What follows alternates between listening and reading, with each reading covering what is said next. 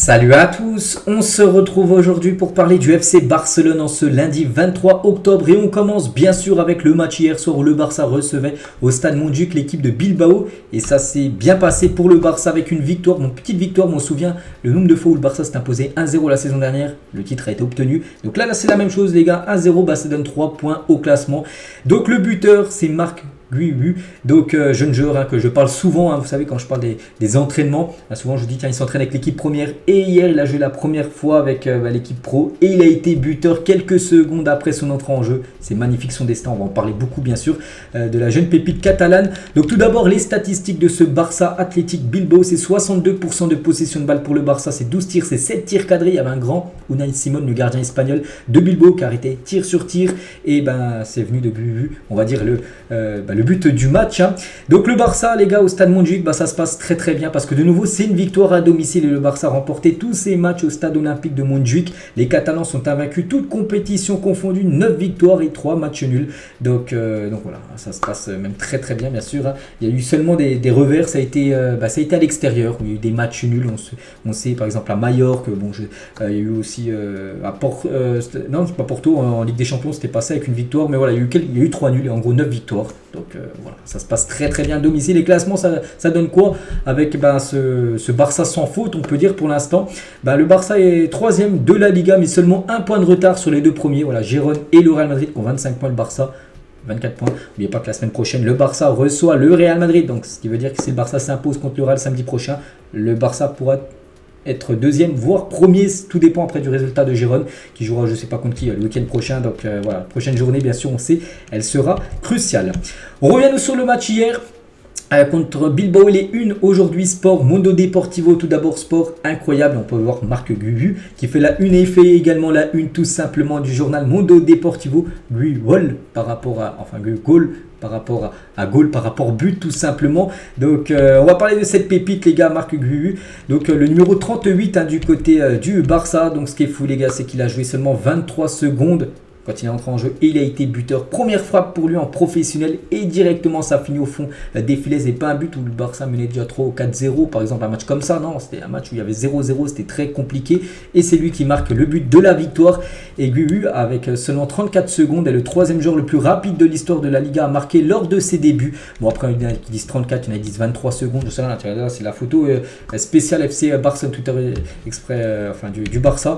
Donc voilà, il a été buteur et voilà, c'est rare qu'un joueur fasse ses débuts, qu'il soit buteur aussi rapidement que la jeune pépite catalane. Et en tout, il a joué 11 minutes, donc il a touché 4 ballons touchés. Donc un tir, un but, une passe réussie, 2 duels gagnés. Voilà, sur ces 11 minutes qu'il a pu jouer, surtout il a marqué ce but de la victoire. Toujours avec lui, tiens, un jeune Marc Guiu jouant pour la Masia, parce que bien évidemment, il sort du centre de formation du Barça, peut-être le plus grand centre de formation au monde, la Masia. Donc regardez, lui, quand il était dans les catégories jeunes, puis là, premier match pour lui, et déjà buteur avec le groupe pro. Et les joueurs du Barça félicitent Marc Guiu après le coup de sifflet final. Donc ils sont tous allés autour de lui vu que c'est lui qui venait de donner bien sûr les 3 points. 3 points très importants. Et à la fin du match, donc il s'est exprimé bien sûr au micro de DAZN et il est avec David Villa, ancien très grand joueur bien sûr du Barça. Donc il a l'air déjà extrêmement heureux pour le jeune Marc Guiu. Et Marc Guiu il a dit je n'arrive pas à y croire, je suis essoufflé, je profite du moment présent, j'ai travaillé toute ma vie pour cette opportunité de jouer avec le groupe A. Et ça s'est avéré parfait, ces débuts. C'est quand tu commences.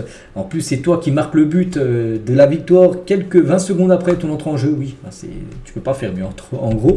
Toujours avec lui, je n'ai pas encore regardé mon téléphone.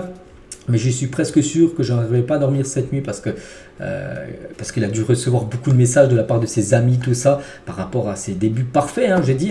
Donc tout s'est passé très vite, tout a été fait par intuition, je n'ai pas eu le temps de réfléchir. Toujours avec lui, tous les jeunes, nous faisons de notre mieux pour aider Barcelone dans les moments difficiles sur le plan financier. Moi, Fermin Lopez, Lamine, Gavi, tous ces jeunes qui sortent de la Masia. Et son papa qui était là, il y avait sa famille, son père, sa mère, tout ça. Donc le père de Marc Guiu, il a dit « Je suis heureux, même dans nos rêves, nous n'aurions jamais pu espérer des débuts aussi exceptionnels. Les débuts dont tout footballeur rêve, sa mère, sa sœur et moi, nous pleurions. Marc est ici depuis son enfance et a tout donné, tout ce qu'il pouvait pour atteindre ce moment. » Voilà, parce que quand tu joues, bien sûr, que ce soit au Barça ou même dans n'importe quelle équipe, quand tu es dans le centre de formation d'une équipe professionnelle, ton but, c'est de jouer un jour avec l'équipe professionnelle. Et quand tu marques en plus pour tes débuts, tu donnes les 3 points à l'équipe, ben voilà, c'est d'être un truc de fou ce qu'il a dû vivre. Ben là, lui, enfin le père de Marc Guhu, ou bien sûr le joueur Marc Guhu. Et Marc Guhu, les gars, il est à 44 000 followers sur son compte Instagram.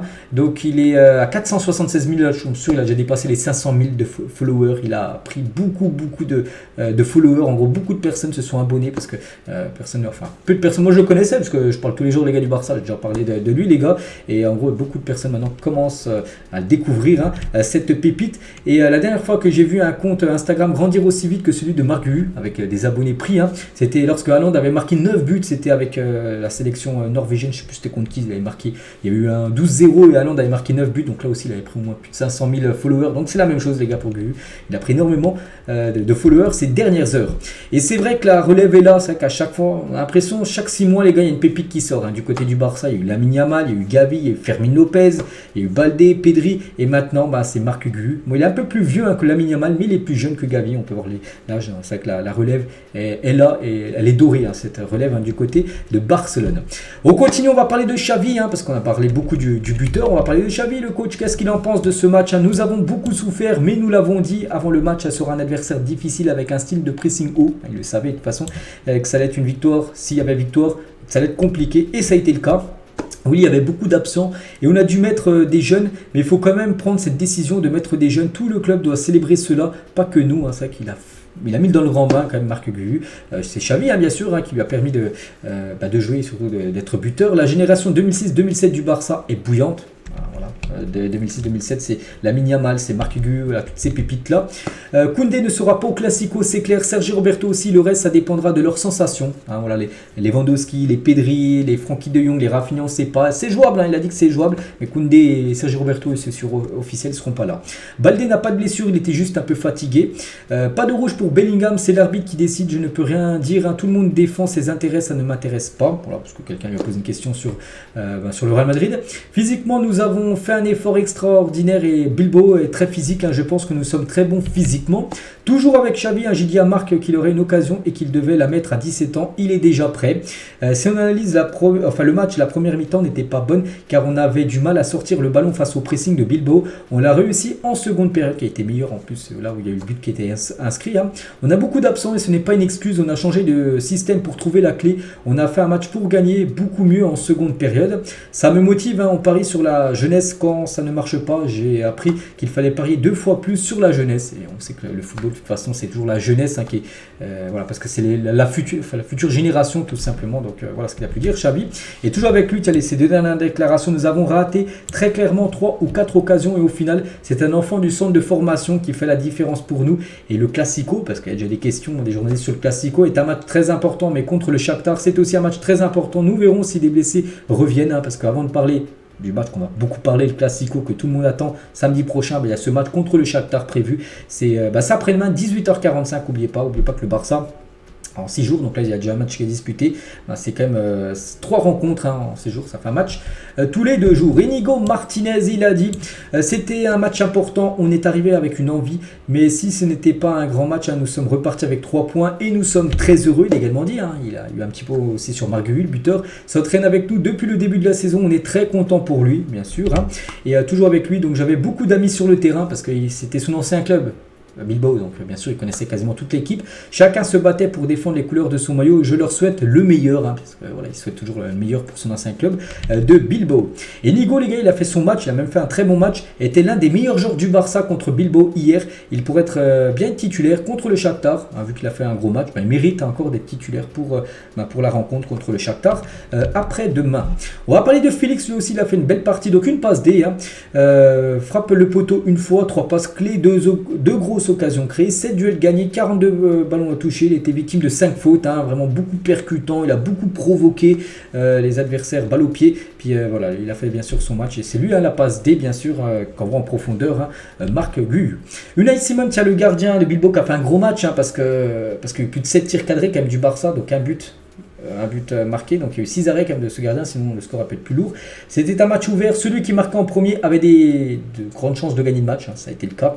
Je suis en colère parce que j'aurais pu faire plus pour arrêter le but, parce qu'on a l'impression qu'il touche le ballon et il rentre quand même le ballon, parce que peut-être un autre gardien, peut-être Ter Stegen, il l'aura arrêté, il l'a pas arrêté, et tant mieux pour le Barça. Tiens, en parlant de Ter Stegen, lui les gars, il a fait son match parce que Bilbao aussi des occasions et il a tout arrêté, mur, clean sheet de plus hein, pour Ter Stegen, c'est un match parfait pour lui. Les autres photos du match, hein, Gundogan, on peut voir Félix sur son compte Instagram, il a fait une photo avec Marc Gu, le buteur, et Cancelo, tiens Marc Gu, à la fin du match, tu devras nous payer un repas au McDo après ça, voilà ce qu'il a pu dire Cancelo, qui va devoir payer son McDo à tous les joueurs du Barça, après son premier but en professionnel. Et Lewandowski, Frenkie de Jong, il y avait aussi Rafinha, il y avait aussi Pedri, ils étaient tous en tribune, hein, parce qu'ils étaient tous forfaits, ils étaient tous sourire, on peut voir les deux là, tiens, De Jong avec Lewandowski qui était sourire après le but bien sûr du jeune Marc Gu. On continue les gars, on va parler du Classico, qui sera samedi prochain, donc on connaît l'arbitre, et c'est officiel, ça sera José Maria Sanchez qui est l'arbitre du Classico, voilà c'est sûr que c'est lui. Demain je vous dirai ça sera qui l'arbitre du match, hein, parce que ça sera dit aujourd'hui pour le match contre Shakhtar après-demain. Regardez les vestes, les habits spéciaux Classico avec les Rolling Stones, hein, vous savez l'emblème, donc il y a une nouvelle collection là qui est sortie, qui est disponible, hein, vous pouvez retrouver sur la boutique officielle du club, hein, pour ceux qui sont intéressés. Concernant Pedri, donc qui n'a pas joué hier, mais si c'était hier soir, mais il pourrait jouer, alors peut-être un peu de temps de jeu après-demain. Donc le plan en gros du Barça déjà depuis longtemps, c'était qu'il soit remplaçant contre le Shakhtar, qui joue peut-être les 30 dernières minutes et qu'il soit titulaire pour le Classico samedi prochain. Donc il devrait jouer normalement contre le Shakhtar et ça fait plaisir, hein, parce qu'il est blessé depuis pas mal de temps, le joueur Pedri. Et on finit cet épisode et on finit avec lui les gars, on va revenir avec Marc Gu les gars, avec ses débuts parfaits bien sûr du côté du club. Donc voilà, on va finir avec le jeune catalan pour clôturer cet épisode. Donc voilà ce qu'elle va dire aujourd'hui, j'espère et je pense que ça vous a plu après une victoire. Donc on se retrouve demain, hein, demain on commencera à parler beaucoup bien sûr du match contre le Shakhtar. On parlera aussi bien sûr du Classico prévu fin de semaine. Allez, je vous souhaite un bon lundi et à demain.